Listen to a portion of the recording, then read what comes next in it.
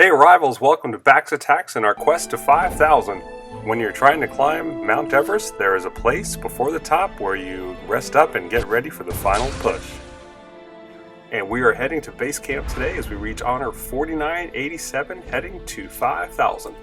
Last time I mentioned that I got some big help along the way. We found the ancient Zalonia, and she is really very helpful. I'm going to show a few representative attacks here and then some other preparations that we make at base camp toward the end of this video.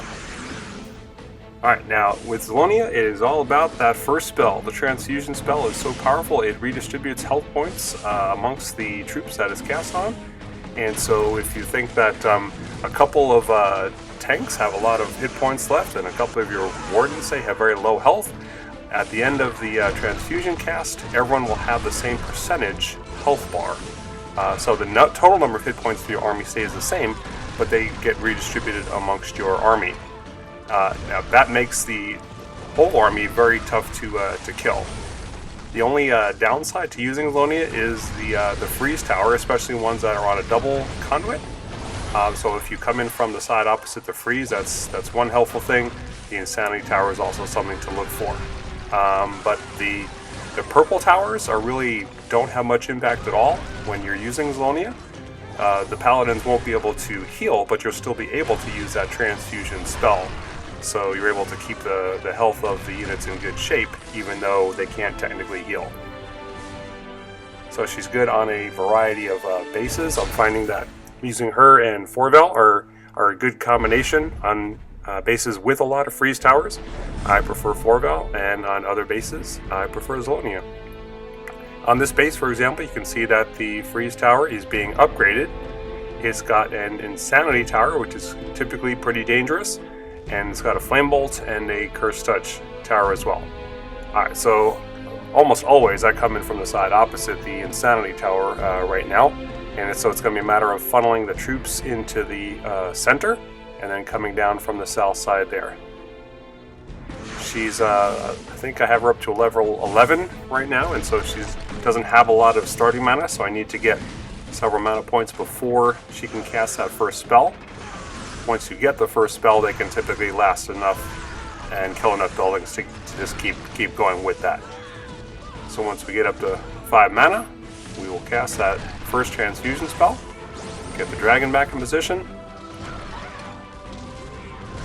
and the troops will head in here. We'll have some of them going around, but enough to go in. We'll get the job done.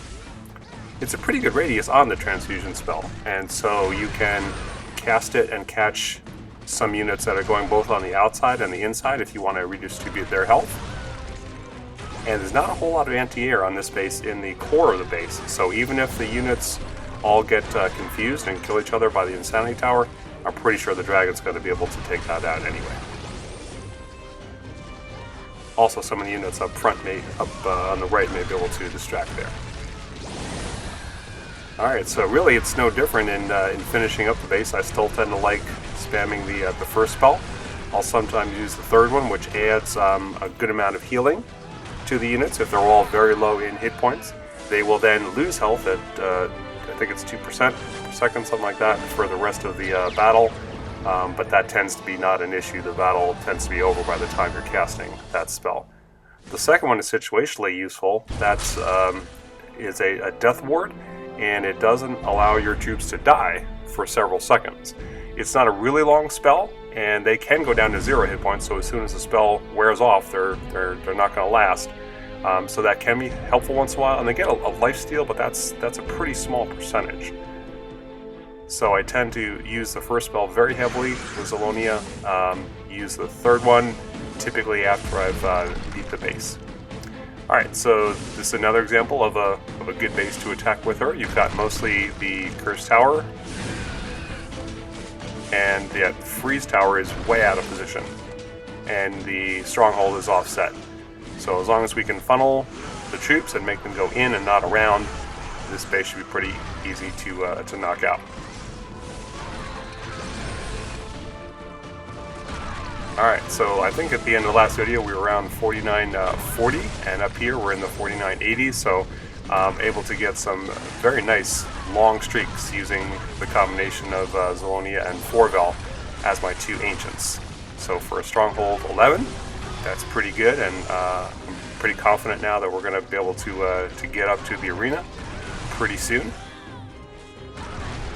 I'm excited to do that. We have some Kingdom mates in the Kingdom. Shout out to Meower and PK, who are doing a great job up there and having a blast. Definitely would like to join them in that. Alright, so that was a Streak 7, and we continued with that approach for the next 30 honor. And what I had heard about Arena was that once you get in there, because of the recent changes to the cost of battle stones, that you were very likely to get attacked a lot and knocked out quickly. And so I wanted to go into the arena having the +3 mana bonus for Forville that you would get for defeating Siku's Horizon. And so I took a few extra stones there to go through Siku's campaign. And using Forville, it's probably one of the easier daily campaigns, at least compared to, say, the Fire or others. And so after beating those first two, we just need one more in order to get a chance at winning Siku, which would be awesome, and getting the +3 mana bonus for 24 hours as well. And that would be very helpful in having a good running start for the beginning of Arena if we can get up there. So the getting of that mana bonus is what I'm referring to as the base camp, just before the final push. And with nothing but freeze towers for the spell towers here, that Frost Shield is serving our troops very well. Just have to make sure to time it correctly, let the spell wear off first. It's a pretty high level base, it's got that flare tower, so it's doing good damage to the troops. And I thought the dragon was going to be able to snipe it at the end. We have just a few troops left. Oh, it's going to be much closer than I thought. Kingdom Portal troops to the rescue, I hope. Oh, can they hold on? Yes. Whew. That was a close one. Alright, so that's good. We can save our stones for the push. We get the +3 mana bonus when using a cold elemental, so it won't work with Solonia, but it will for Forville. And let's see if we get Siku as an added bonus here. That'd be kind of sweet. And Ice Elemental. And there we go. We've arrived at base camp, and we are ready to try the final ascent to the arena next time. That is, if we don't stumble.